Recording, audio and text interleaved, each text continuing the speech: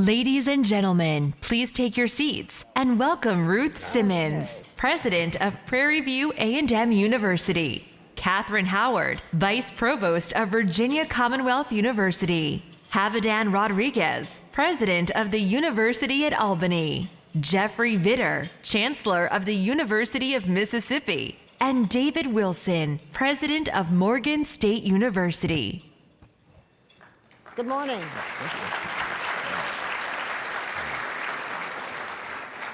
Good morning, all.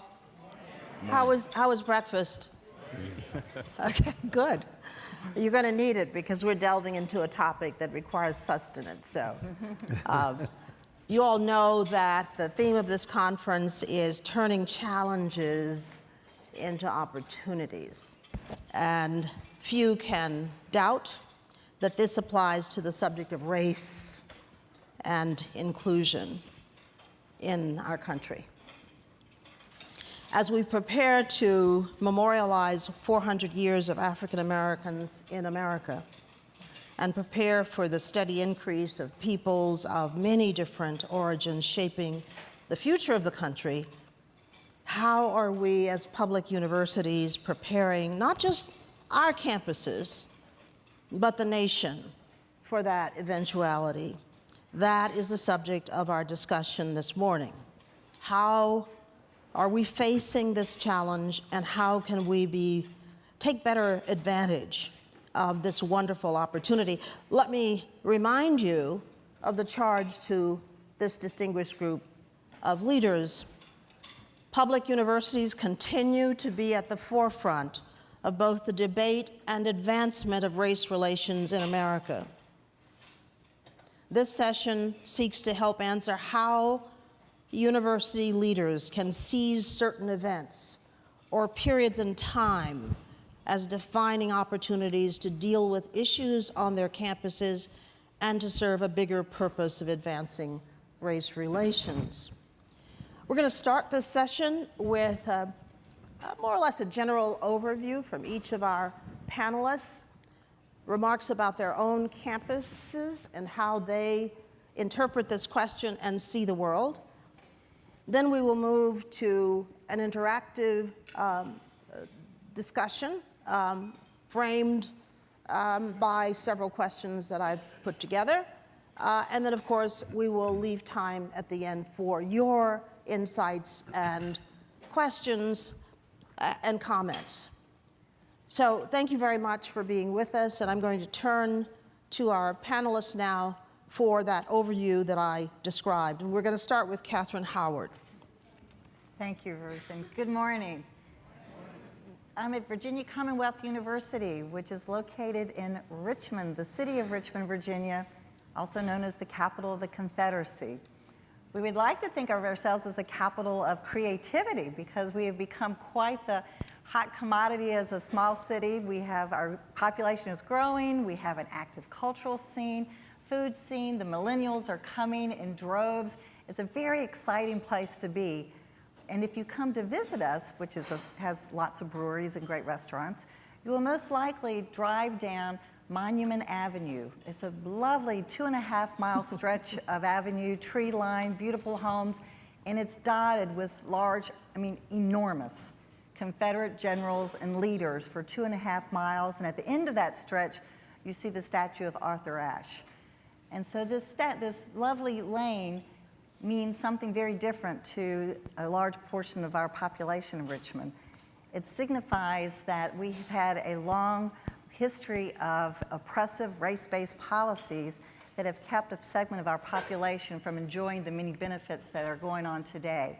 Those statues were erected during the time of Jim Crow, which was a time of economic deprivation for African Americans, followed by redlining, which designated where people could live and not live in our community.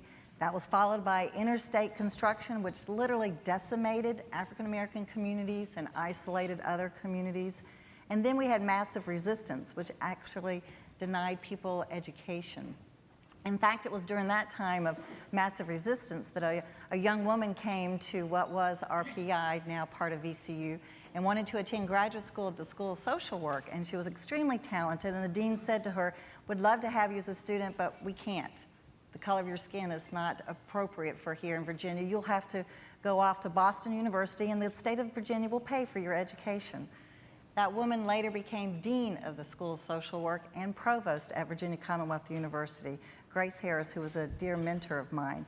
But she was someone who symbolized what she had to fight for in this community of Richmond, Virginia.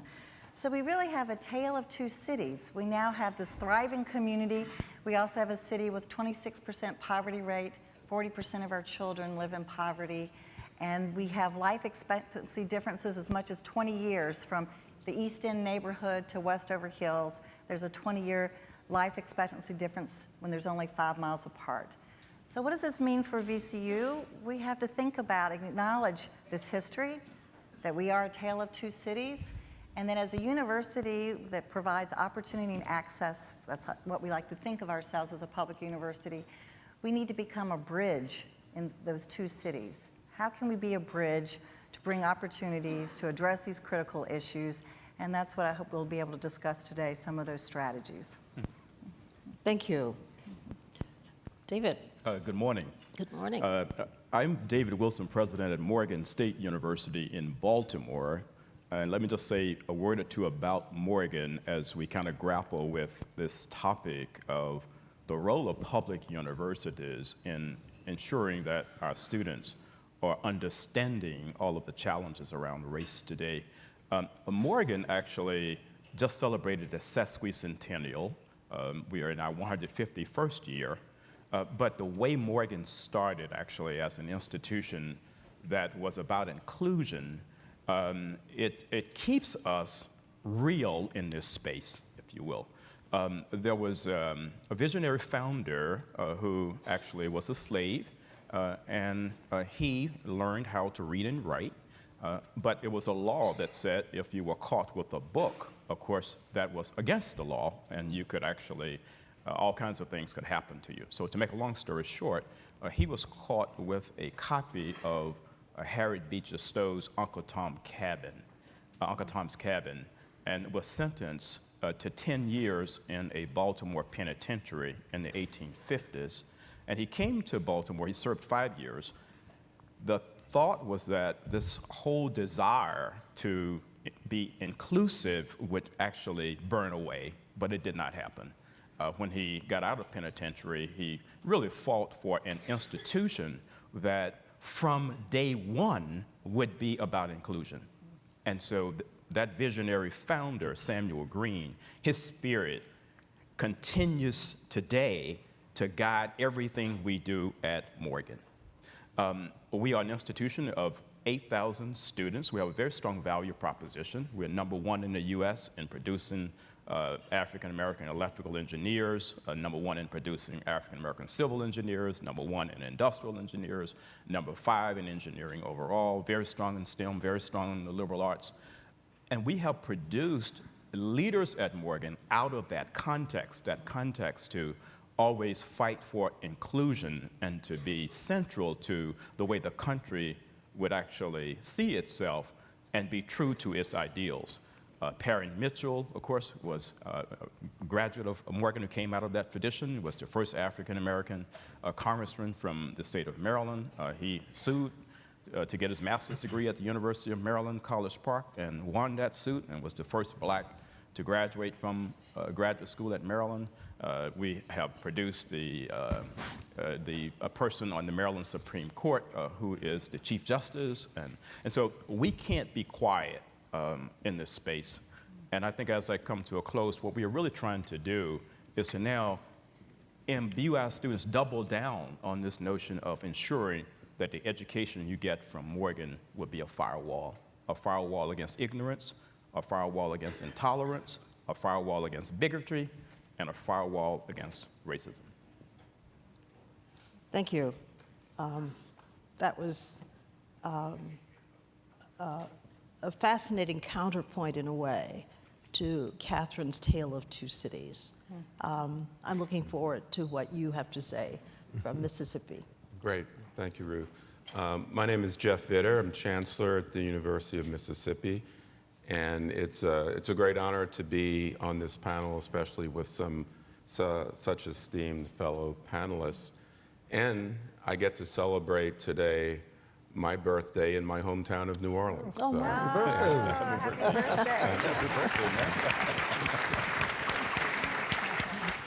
Actually, we were blessed to hear such a great keynote or talk yesterday during lunch by Walter Isaacson.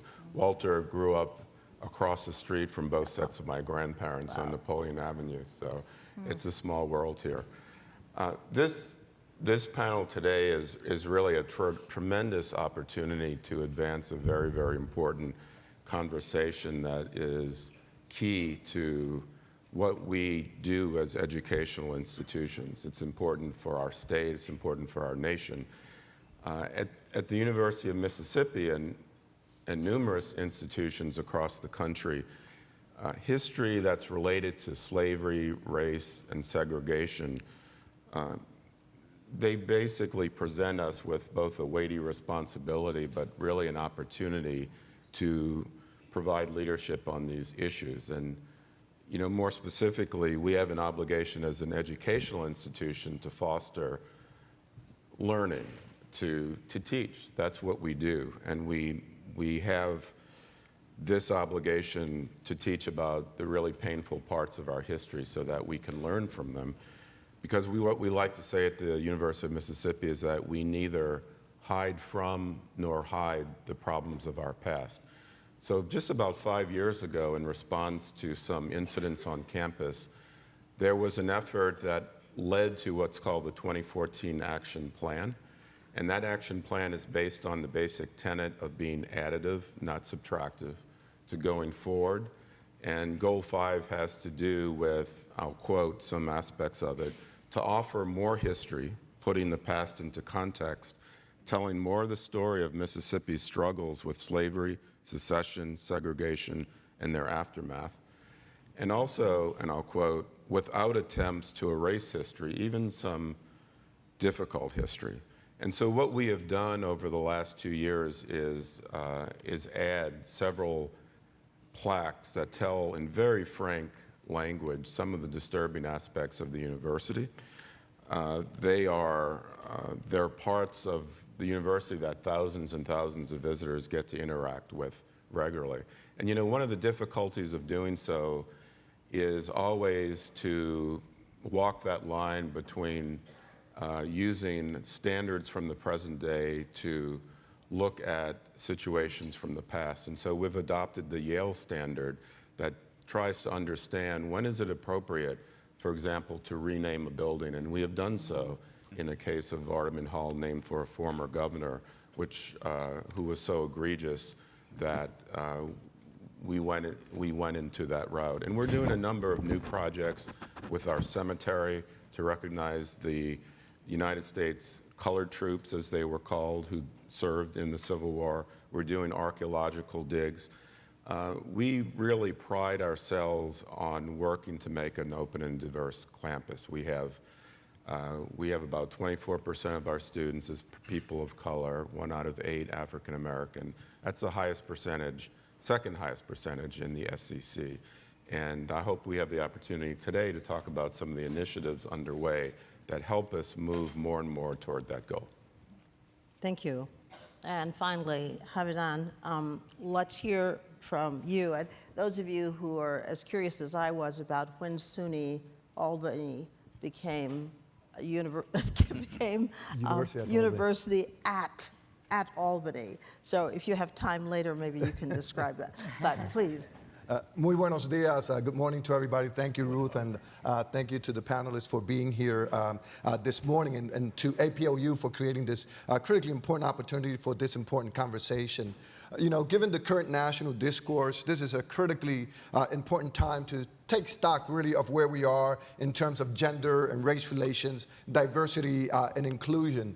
With a national narrative that promotes divisiveness and intolerance, we as institutions of higher education must recommit ourselves to these critically important values. As I see it, we as universities and colleges are or should be a beacon of light in the middle of all this divisiveness and intolerance that we're seeing at the national level. But it's critically important that we communicate these values to our university community and our external stakeholders as well on a regular basis, but that we show progress and that we show success. We need to go beyond our commitment to show that there is concrete actions taking place. The University at Albany, we're pleased to be part of the State University of New York, which is the largest comprehensive system in the country. And SUNY has made its strong stance in support of diversity and inclusion and against racism and oppression and discrimination. And so we are part of a system that supports and values diversity and inclusion. And this is certainly the overarching mission at the University at Albany. Earlier this year, when we created our new strategic plan, we made sure that we embedded diversity and inclusion in our core priorities, in our values as an institution, and as in our mission to become one of the leading diverse research universities in the country. And indeed, we are one of the most diverse institutions, research-one institutions, with 35% of our students underrepresented minority students, 42% of our incoming freshman class are underrepresented minority students, 19% African American, and about 20% Latino or Latinas. But we have also focused on promoting excellence and diversity. And so the university has been recognized nationally for its success of its Latino and Latinas and African American students as a beacon of economic mobility. And this is something that we are very proud of at the University at Albany. One of the programs that we have focused on is called the Educational Opportunity Program, EOP, we just celebrated 50 years of the EOP program at the University at Albany. Our first-year retention rates at UAlbany are 81%. For the EOP program, it's 94%. These are first-generation, low-income, underrepresented minority students, and there's a strong commitment to make sure that we continue to address these important issues and challenges that confront our university. So at the end of the day is, how do we transform our university campuses and climates to develop an institution where everybody feels welcome and everybody is welcome? And this is the important challenge before us, given the national discourse. Thank you. Gee, I guess what's going through my mind at this juncture is the fact that so often our students come to us wanting to get a sense of context for what they're experiencing today. You've talked about the history of your institutions. What is there that you see that has transpired at your institutions? And by the way, we're not going to, this is open to anyone who wants to comment. What is it that you see that tells you that you can be hopeful about the future? Because each of us has an obligation to impart that hope to our students. And when you go about your work, how do you do that? In my case, I just want to say that this year, leading up to these midterm elections, my campus was mired in an issue of voter suppression, where our students were not able to vote in the way that is ordained by the Constitution. Voter suppression is a big theme across the country, in fact, now. When students come to me and ask me, well, Ruth, how does this compare with your experience? I'm having a hard time, because I have to say that I never thought that so many years after the civil rights movement, we'd still be mired in exactly the same issues, the same problematic kind of behaviors. We exist in that context, and our students are seeing it for the first time. So what do you have to say to them? Anybody? You say something, I'm sure. Jump on it. David? Well, I'm really cognizant of this at Morgan, and I'm cognizant of this from this perspective. If I go back 10 years, when the students on my campus saw the first African American president, they were in elementary school. And they came through a period where I believe they were inching toward believing in a post-racial society. And now they are my freshmen and my sophomores and my juniors who are being challenged with this notion that they embraced while they were in high school. And our responsibility at Morgan is to ensure that they are imbued with the tools so they emerge from the institution knowing that they indeed are the future for our state, our city, our nation, and our world. And how do we as a university community ensure that given all of the cacophony that is unfolding in our national dialogue, in our national conversation, even in terms of our cities, that does not, if you will, dampen the potential of these students to get on the world stage and demonstrate what it really, really means to lead, and to lead with integrity, to lead with civility, to lead with innovation, and to lead with hopefulness. These are the kind of conversations that we're having at Morgan, and I think if you ask my students how I lead the institution, I think they would say that I understand that sense of history, and I understand how they have come through this particular period that I'm talking about, but I'm challenging them to look almost beyond this and to make sure that their education at Morgan is going to prepare them to do what the country needs of them. Are we actually doing our students a disservice by suggesting that their future will be different materially from what we experienced?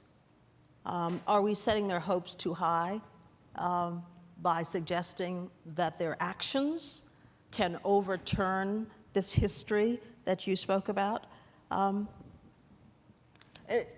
This is going to get better. It's a little dark right now, but it's going to get better. Well, I think when our students come to VCU, they can't help not but see these statues, and we even have some on campus. And I think many are raising questions like, why have I not heard anything about these events? Or, as Jeff, as you were saying, we didn't discuss these topics, but they're right in front of me, as well as some of the statues that are now appearing that are honoring the heroes of the time. They didn't even learn about who have been successful as African Americans in our history that have made huge contributions. So I think there's this disconnect of why haven't I learned more about these things? And then I think, as our speaker said yesterday, there's so many with a passion that I want to make a difference, but I don't know where to hook my star. I don't know what star to hook to. And that's where we have this great opportunity then to say, can we create opportunities with the structure of our faculty and our programs so that they can truly begin to feel like, what does it mean to make a difference, connecting to people in an authentic way, in authentic partnerships through classes, so that they can begin to see how they can make that contribution. And I think that once they get a feel for that, they start to see that they can make a contribution. They can start to see the value and the expertise that lives in communities. It's not a deficit model. It's more there are incredible things to learn from those in the community, from those who have expertise, from those who have stories to tell that can enrich their experience, and I think give them a sense that, okay, I can walk out into the world, make a difference, still have questions to ask, and that it's okay to ask questions about whatever community I'm in. And I think that's the richness and really the fun that we can have with our students as they are encountering these very complex questions.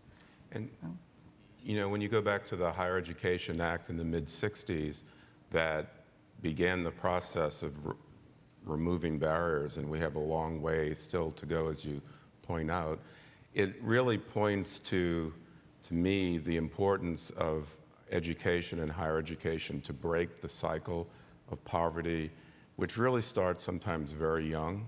And the more opportunities we can provide for people of all backgrounds to get a degree and to change their lives, it will also change lives for generations to come. So we at the University of Mississippi work hard on a number of programs to break that cycle, to enable a smooth transition. So for example, we have a program called MOST, and I always have to think— Called what? MOST. MOST. I have to think what the acronym means. It's Mississippi Opportunities are for Scholastic Talent. And the key to many of these, or outreach to scholastic talent, the key to many of these programs is mentoring.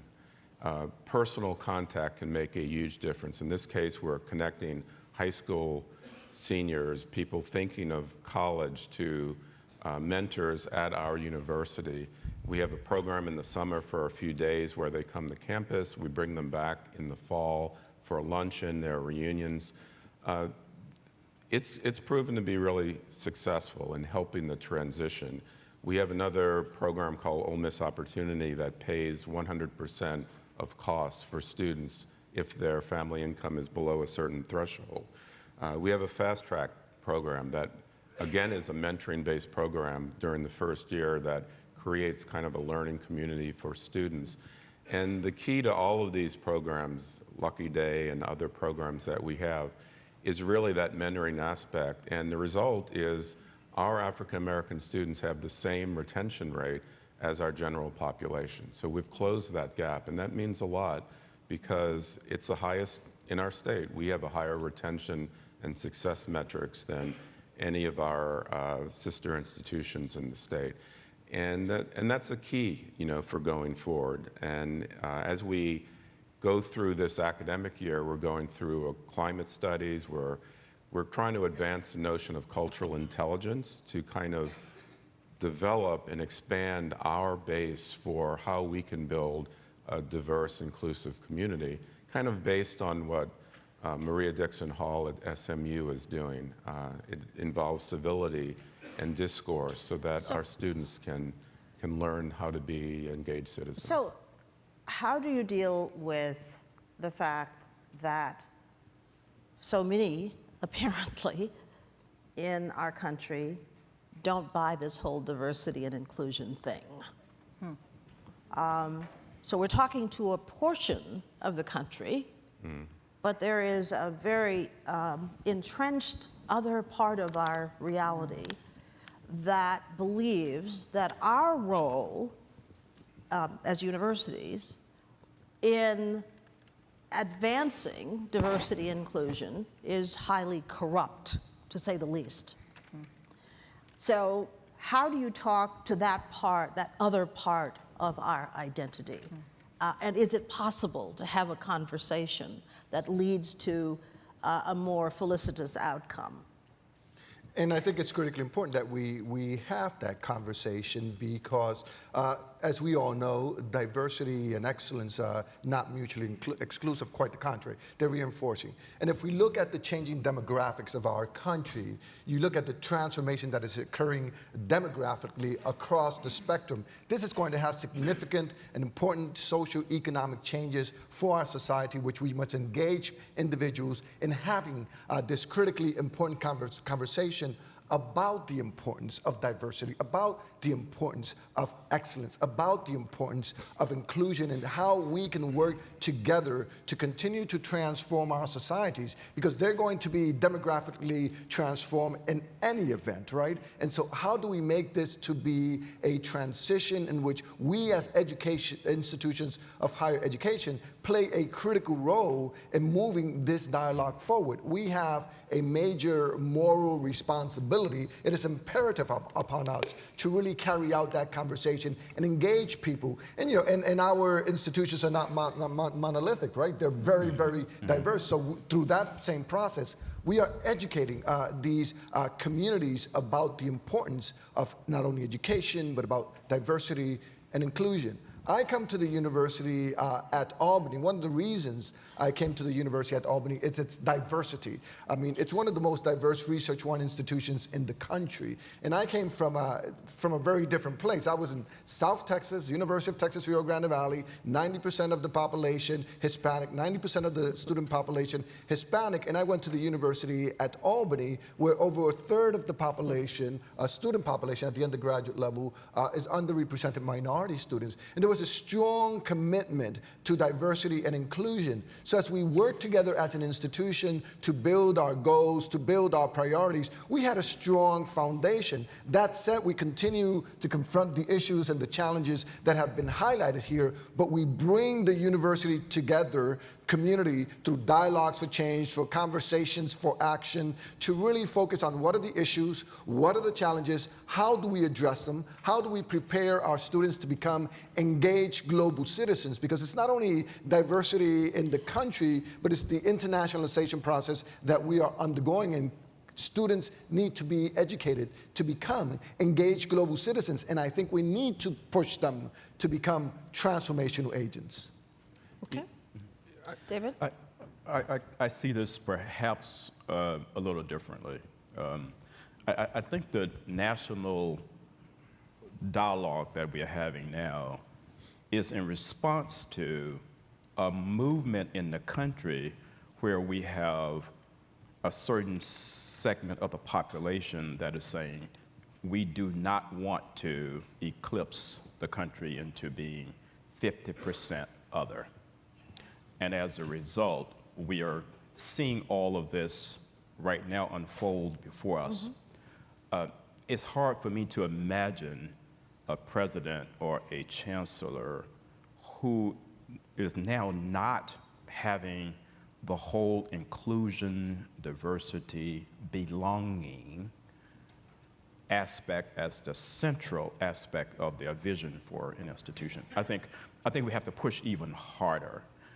Because what I say to my students every single year at Morgan is that they are about to grow up in America that is going to be so different than their parents. When they get to be 35 or so, the country for the very first time is going to be majority non-white. And their entire careers are going to be in a country unlike that which their parents or certainly their grandparents experienced. And so the larger question for us, it seems, is how do we really educate our students for a reality that we cannot avoid? And I think if we vacate that responsibility, what is really the role of our public institutions? That's the way I see that, and I see it as an imperative to leadership, and that we have to continually educate the nation, even if we have certain aspects of the nation that are susceptible to closing their ears on that education. I don't think we can retract from that. Ruth, I think we have to start with our own campuses and our own students to help them understand what diversity means. And I have to tell a story. I had a freshman young man who is from rural Virginia, and he comes to my office and says, Dr. Howard, you know, everyone talked at VCU about how diverse it is, and they talked about that in my pre-orientation, and I didn't pay much, so yeah. He says, but since I've been here, I've met a libertarian, I've met a gay, I've met a Buddhist, and it's fascinating. And he just lit up because he had been exposed, not in the classroom necessarily, but he had been exposed to people from all different backgrounds, all different interests, and he was excited about it. And to know that, you know, and of course I'm saying, yes, this is what we're looking for, but it's those kind of experiences, if we can nurture those and create those and know how to manage those within our campuses, our thousands of students, they are our best ambassadors, hopefully, to change the dialogue here. That's right. You know, when I go back to yesterday during lunch, and what Walter Isaacson presented, the message he gave, is probably the most pertinent message to getting the point across of how important diversity is, and in particular, that diversity and excellence go hand in hand. You know, diversity making us stronger, giving us more ideas, being more creative. Those are really key aspects that we need to project, not just within the academy, but to all of our constituents around our state, for example. And one of the key things that I think can get at that is something we did at the University of Kansas in hiring faculty. We had a program called Hiring for Excellence, where the whole focus was hiring the very best people, but doing that in a much more detailed way, where starting with a large pool, rather than just bring people to campus in the traditional way, you go through a separate intermediate process, sort of like an airport interview, but you can do it by Skype, and really delve into what makes people successful and what will make them successful for the long term.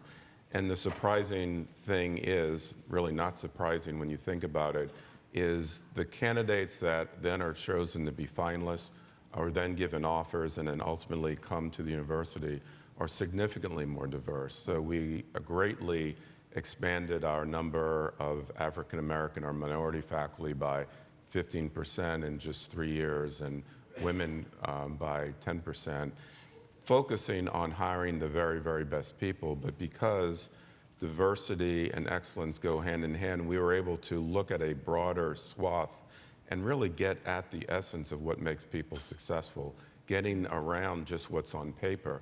And if we take a more broad view in that way, we're going to be able to advance that important goal, which I think is ultimately what's going to make us successful.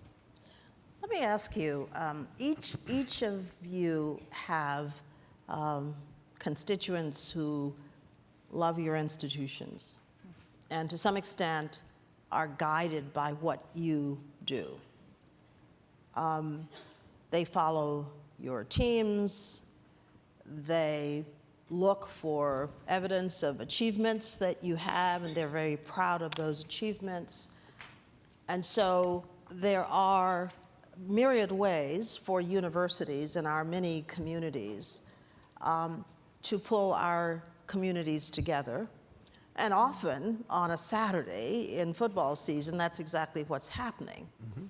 But then people leave and they go back to their lives. And our country is very segregated in a social sense.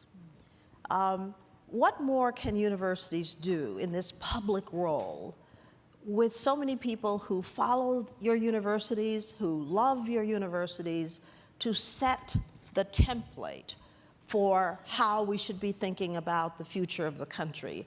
What evidence do we have that we're having the kind of impact we need to have when we see children raising their hands in a Nazi salute, mm-hmm. or when we are elevating to high office people who are patently racist? What more should we be doing in that public sense to help guide these communities that love us and yet do not follow us, in a sense, when we talk about diversity and inclusion? What more should we be doing? I think we should be embracing more public conversation in this space. I'm in my 9th year as president at Morgan, but this is the first time that I have worked administratively at an HBCU. I was a longtime vice president at Auburn for 11 years at Auburn University, and was at Rutgers as associate provost there for about 8 or 9 years, and there was a chancellor within the University of Wisconsin system. And so I kind of bring to my position at Morgan a kind of perspective as to what is really happening at institutions across a wide swath. And then, as I see Samari Pruitt, the vice president of the University of Alabama, is here. He knows me very, very well. We're very good friends. I grew up in Alabama. I'm an Alabamian, rural Alabama, first in my family to go to college, experienced racism on a daily basis. And so when I came back to Auburn, I connected with Samari Pruitt at University of Alabama. And so we really began to have this conversation about, well, wait a minute here. We can represent our institutions on a Saturday afternoon, one day out of a year, but we got a whole state here that is depending on these institutions to elevate it. And it meant nothing to me to be the first black this or the first black that, if you can't really transform a place and make that place more about the place that it's supposed to be about. So I think in this area, we were leading these conversations across the state about one Alabama. What does that look like? What does that really feel like?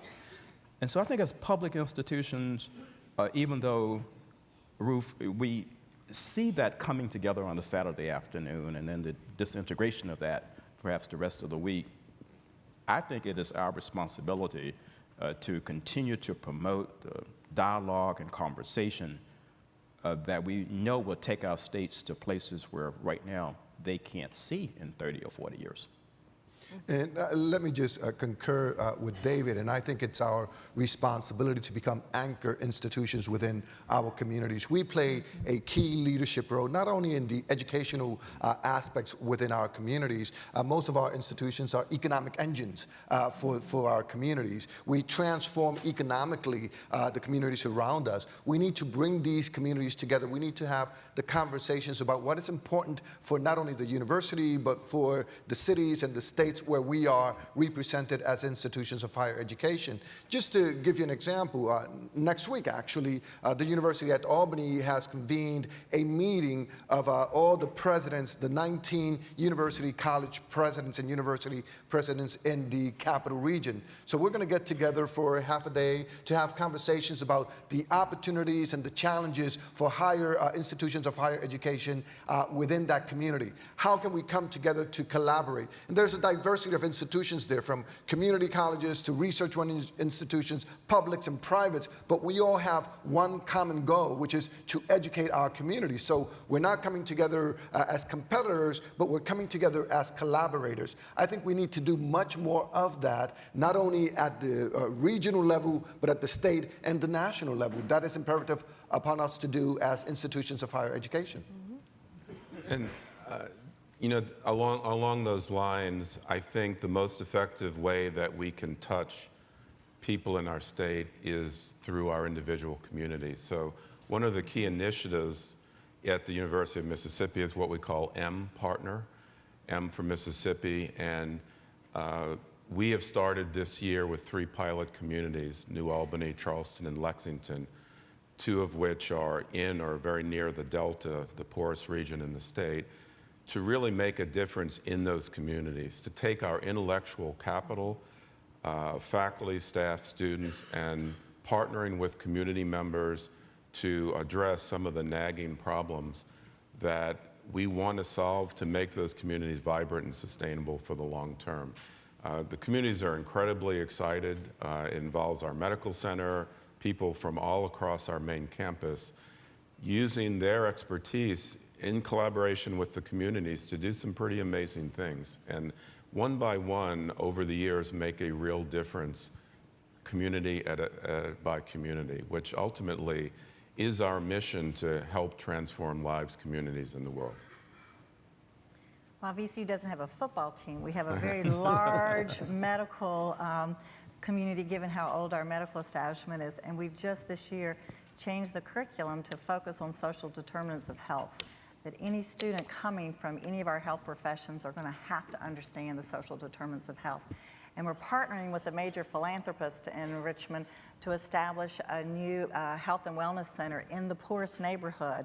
And we're going to have a grocery store, and attached to that grocery store is a 5,000 square foot center where we will have 22 different programs at the university with our students in that community working. And I think that makes a statement to our alums, to our legislators, that this is where we're investing our efforts. It's good for educating our students, but it's important in bridging these tale of the 2 cities that I spoke of. It's putting our investments, our time, our efforts into something that's going to make a real difference. And hopefully that resonates, that these are important priorities that we need to be facing as a university and as a community. So I think that maybe will help change the dialogue, that this is what we value, this is what we're going to prioritize. And hence that means we've got to be talking about a variety of people. And as the immigrant population is growing in our community, the Latino community is growing dramatically in our area. We have to start acknowledging this and addressing it and coming up with good solutions.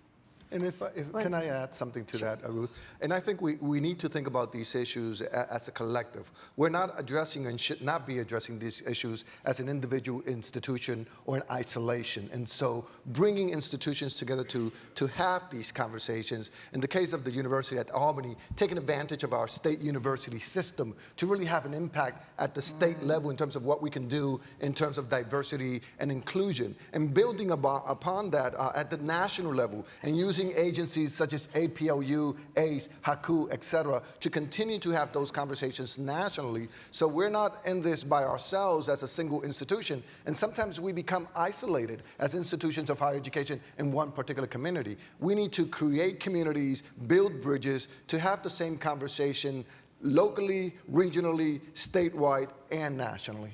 Right. One of the things that I refer to from time to time is in the days when founders of this country were organizing themselves to reach agreement on how the country should come into being. There were lots of interesting musings for us to consider. One of those musings by John Adams was that quite possibly there would not be enough people in that moment fit for the times. So I worry a lot about what we are doing today to make sure that for the future, we're producing people who will be fit for the times. And one of the things that I worry about most is the mediation of differences. We are a nation replete with differences of all kinds. And the problem we're having right now is that we don't have enough people who can mediate the differences among us. What are you doing to make sure that your students have the capacity in the future, or enough of them at least, to mediate those fierce differences that appear to be continuing in the country? That actually is a key part of what we're working on this year in our general campus climate effort. What we want to do at the University of Mississippi is create a climate that educates leaders, that brings to students the idea that we don't want them to emulate what they see on TV about at our national level, but we want to create students who can engage with one another, who can talk, who can try to find common ground, who will disagree, but will do so in a civil and respectful way. And one of the things we've done is form a task force on civil dialogue to try to encourage discussion and debate, but in a civil way so that as a community, collective decisions can be made. We've been, last Mardi Gras season, I was at a luncheon with Mary Madeline, and she has an idea. She actually has gone on campus with Donna Brazil, and the two of them together do panels, people from two different polarized sides, but at the same time friends, showing the important underlying theme that people with very big disagreements can still talk and respectfully discourse. And I think that's a key part of breaking the cycle of what we see in our national level, so that we produce students who are going to set a new model and engage with one another. Terrific. Yes. So I really see large swaths of students showing up on our campuses who really don't know much about the other. And I think that is a function of the polarization that we see.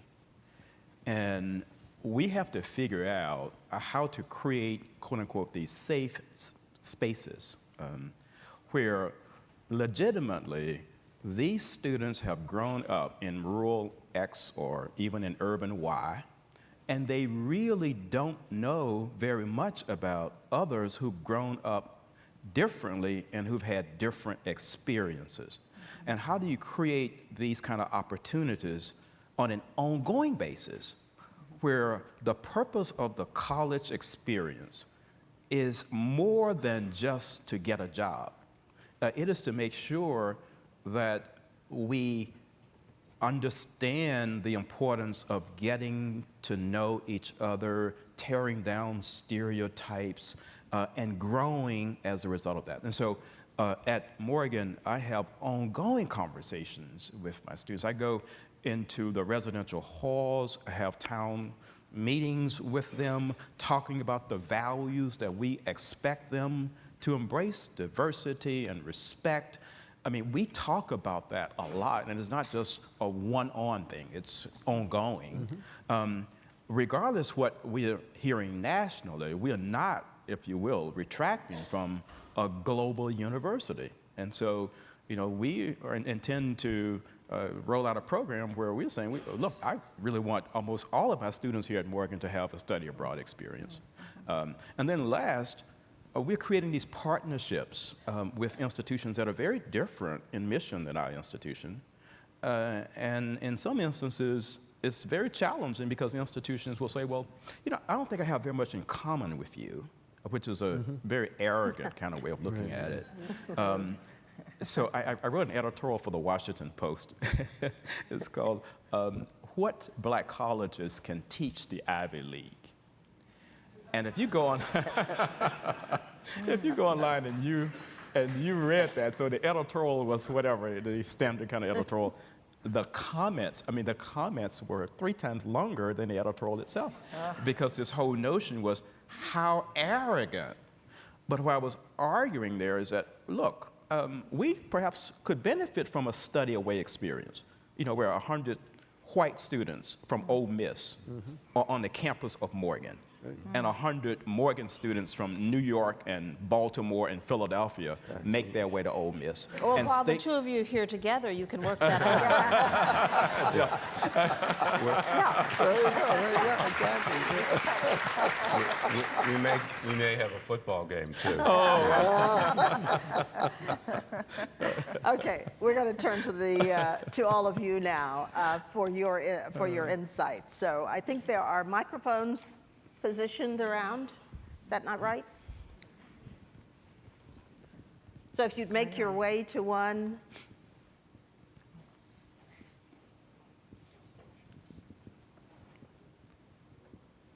Here we go. Or I can call on people. Good morning. Good. I'll volunteer. We'll just Okay. I'll stand in whatever acknowledgement. First off, I'm Carol Sumner, Vice President for Diversity at Texas Tech.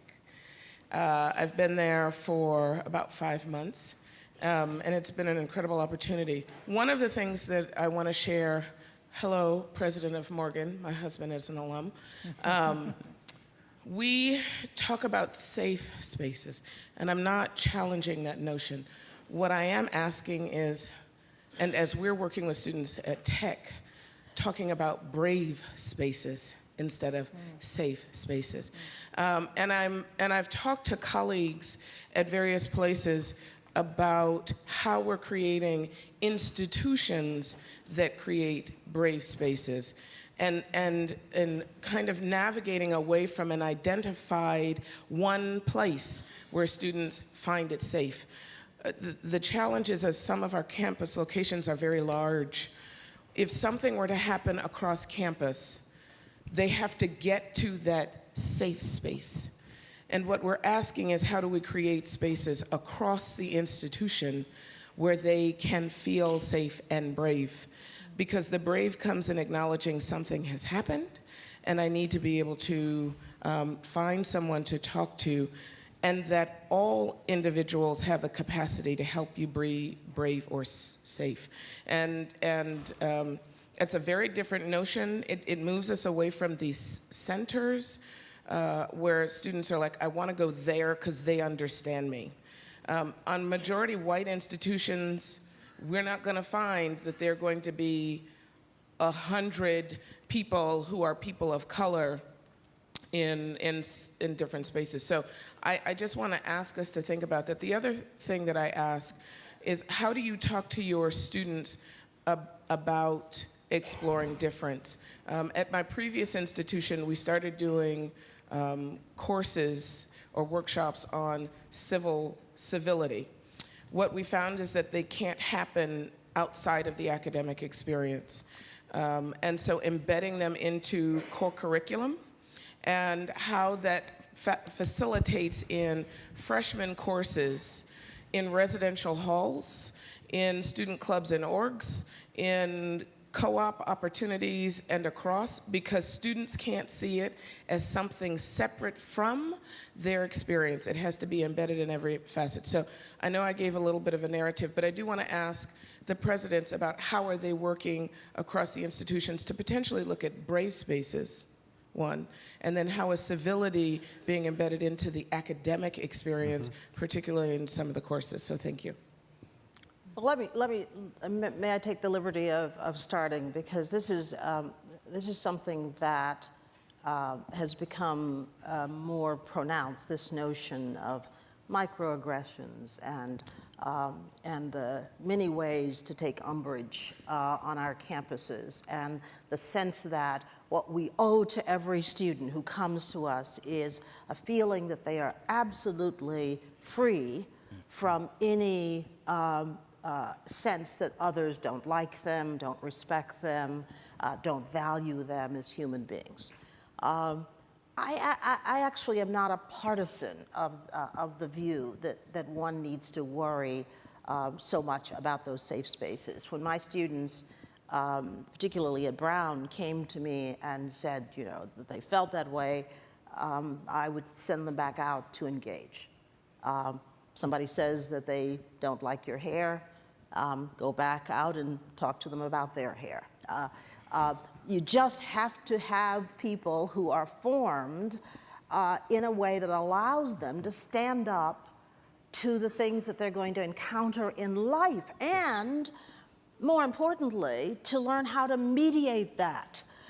Because if they never learn to mediate it, we're going to have so many different enclaves of thought and politics and society that cannot coexist in the same space. So I think we should encourage students more to engage with that difference of opinion, even when their thoughts are, the thoughts they're receiving are heinous. I think we should just arm them with the ability to confront those things. And they're better off in the long run if they do. My first experience at Brown was actually someone who came in to see me, a very prominent alum, who asked to see me, wanted to talk to me about something very serious, and of course I said fine. He came in and he sat down and he said, "I'm very happy to be able to talk to you about this." And his complaint was that Brown was too diverse, and there were too many women at Brown.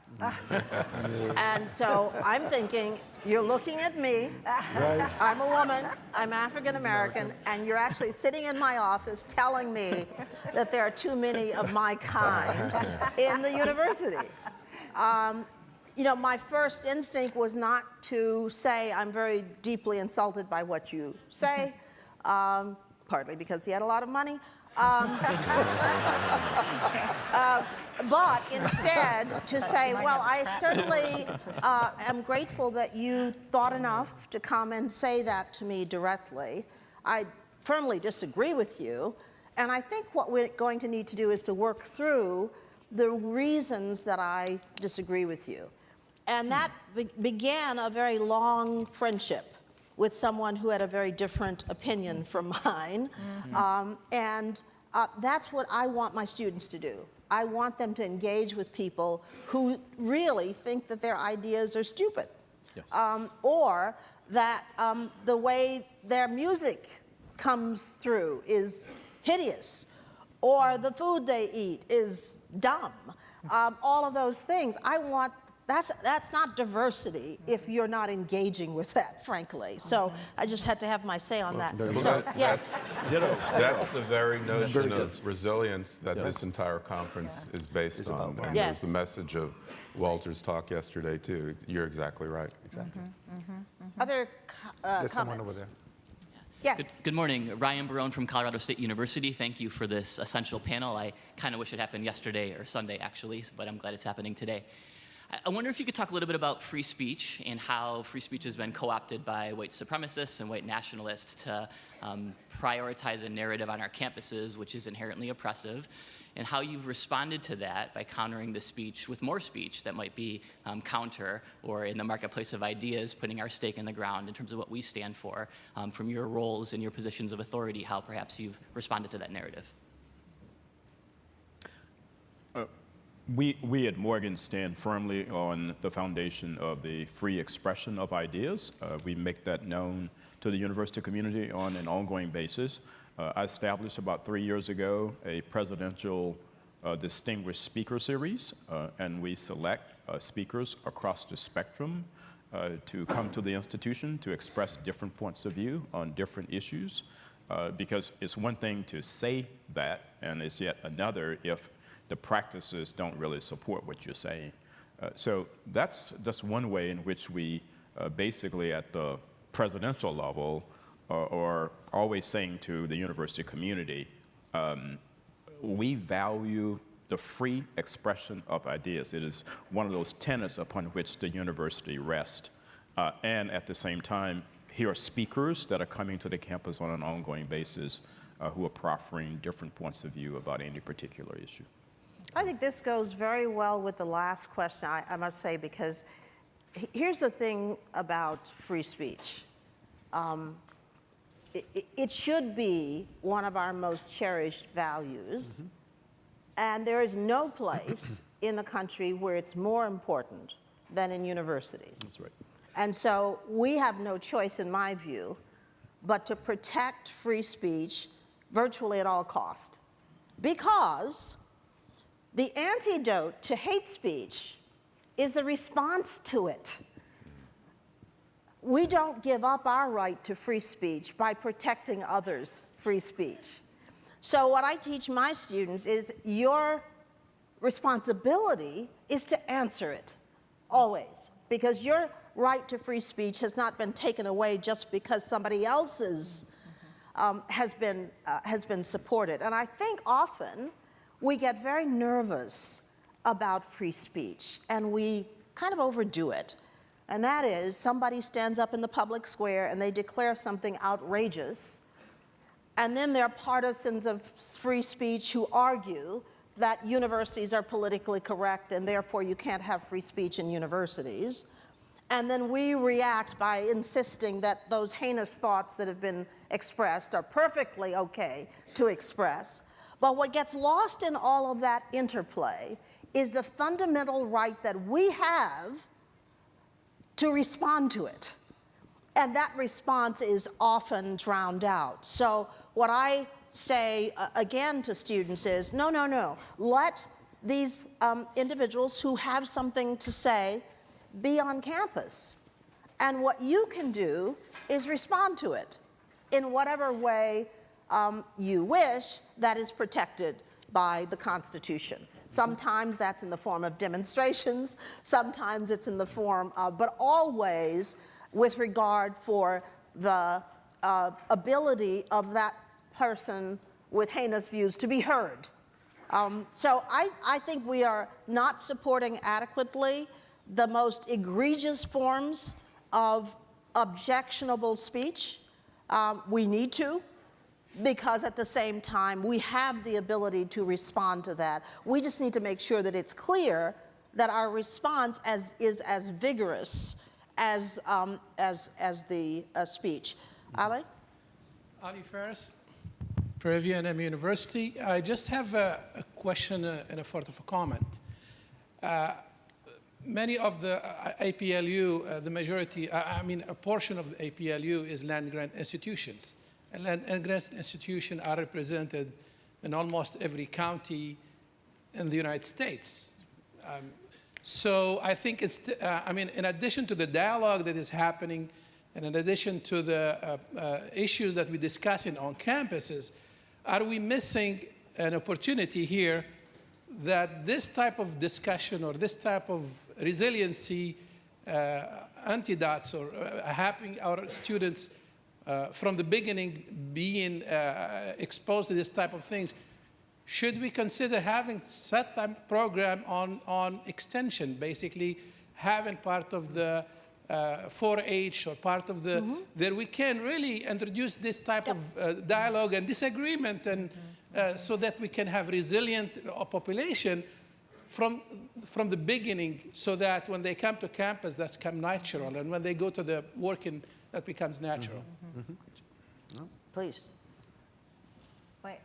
We have a wonderful program in Virginia, the Virginia Center for Inclusive Communities, that brings together middle school students. They come to our campus and other campuses, and they're from different faiths, races, ethnicities, and the stories they tell, these students tell, are phenomenal. And I think you're absolutely right. If we can get them to begin to have the friendships, and if it starts with relationships, then that's where they can start understanding differences, appreciating differences, acknowledging them and uplifting them as they go back to their own communities and go forward as students. So the middle school level, I think, is the absolutely wonderful time, and that certainly has been demonstrated by this program in Virginia. You know, it's wonderful to have grown up in the South before the Civil Rights movement, because we were so accustomed to hearing hateful things. People used to ask me, you know, how in the world did I get to the point where I could, well, my students ask me all the time, well, Ruth, why is it you're not angry? They hear about, David, the days of growing up in the South and the treatment and so forth. And they, well, aren't you supposed to be angry? Well, I mean, the wonderful thing about being in the South is that we mediated differences very well. You know, probably because of the proximity. My family lived on a sharecropping plantation. We had white farming families, we had black farming families. The fact that we knew people hated us and had utter disrespect for us didn't prevent us from also working with them. It's the most amazing thing. And I don't recommend going back to those times. But that proximity delivered a very positive outcome for most of us who grew up in that, and that is we know we learned how to deal with people. And somehow getting back to the point where we can do that, Ali, I think the idea of extension, that is a very good idea, using extension for that purpose. Yes, ma'am. First, I would like to say thank you. I'm so grateful for the conversation this morning. It's very important. I'm Suzanne Marie, and I'm from Central State University in Ohio.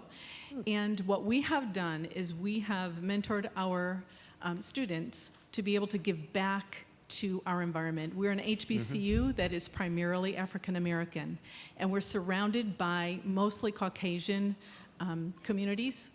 So we reach out and we do scholastic team events. So whether that's volunteering at a tech fest or volunteering someplace where there will be technology CIOs involved, or if it's having a STEM program for middle school boys. But what we're teaching them is, first, you need to know who you are and be comfortable with who you are, and out of that wealth of love for yourself, be able to give back to the community around you.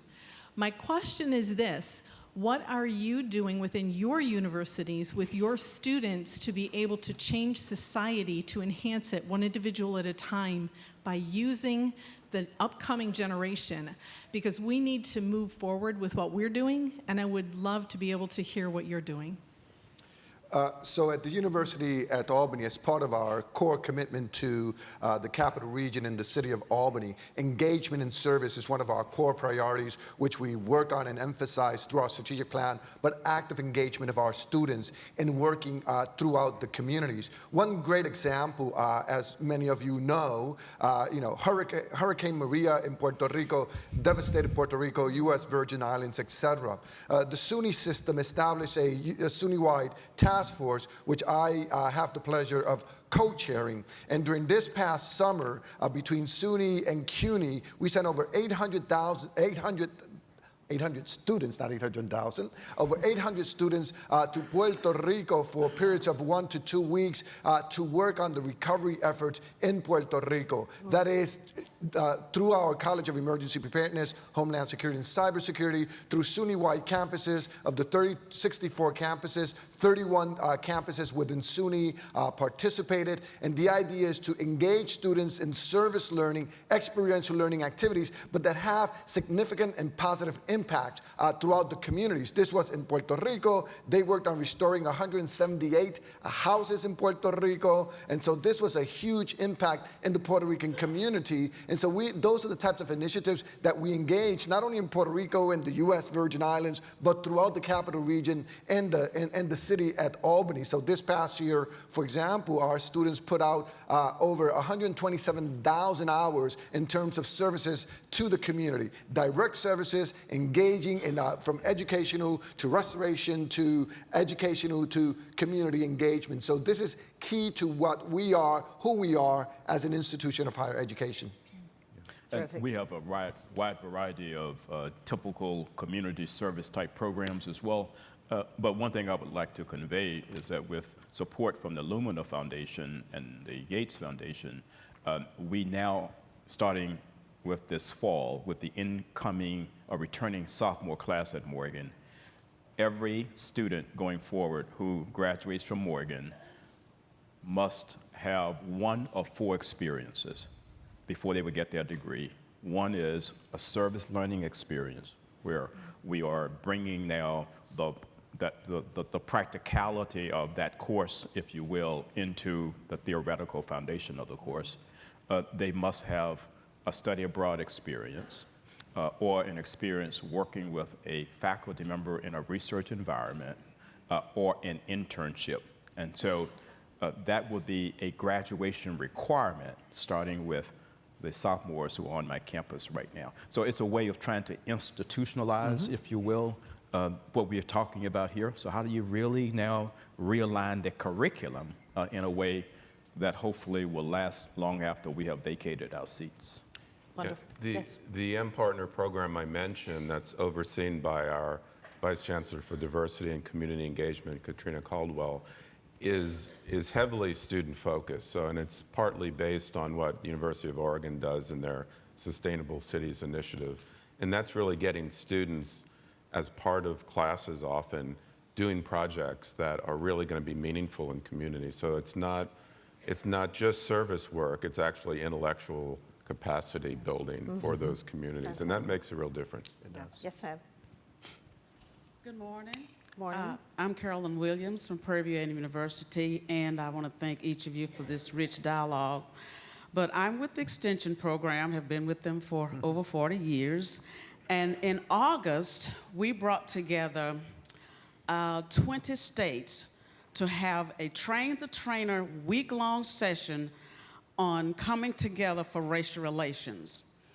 The primary role for this is to be able to go back in our communities and have community dialogues in our extension communities around racial relations. But we felt that unless we train our own on campus, our extension administrators, our faculty about this, we cannot go to the community to take this along. So we were very pleased. We offered, our goal was to have at least 10 to 15 states to do this. When we put out the invitation, we had 20 states of the 50 who came, and we had a total of 71 participating in this week-long, very intense conversations that brought tears, very emotional, and we were so proud of what happened. So I'm just letting you know that Extension is ready. We had 10 other states, 10 other states. Extension is ready at Prairie View. Yes, okay, at Prairie View. So we're ready to take this dialogue to the community, but we want to start first at the university level so that we're all on the same page when it gets to where it needs to be. So Understood. Look forward to supporting us in doing this. Thank you. Thank you. We have a minute left, so if I may take the liberty of thanking all of you for your insights. I found this very enlightening personally, and I'm sure others did. Often when we talk about diversity and inclusion, we're talking about those other people who need it. not us. But I have to say that more than I can convey, as I move through higher education, I find that we are often the ones who need the work in diversity and inclusion. So what I want to do is to challenge everybody in this room to remember that we are always working on ourselves first. The only way to lead in this area is to be seen as mindful of the fact that we can all slip into those attitudes and approaches at any moment, because we're human beings with our frailties. We are going to do that. So Amy Gutman has an essay on this issue of public ethics, which suggests that the best thing we can do as leaders is to show in a transparent way how much help we need, how much we are working toward improving in this space. That's the first step, is for us to be ever improving ourselves. And so with that challenge, I want to also tell you that you're not allowed to go anywhere. The next session will be starting in a few minutes, and I'm told that that will be maybe 3 minutes for them to set up, but not enough time for you to take a break. Thank you. Thank you. Thank you so much.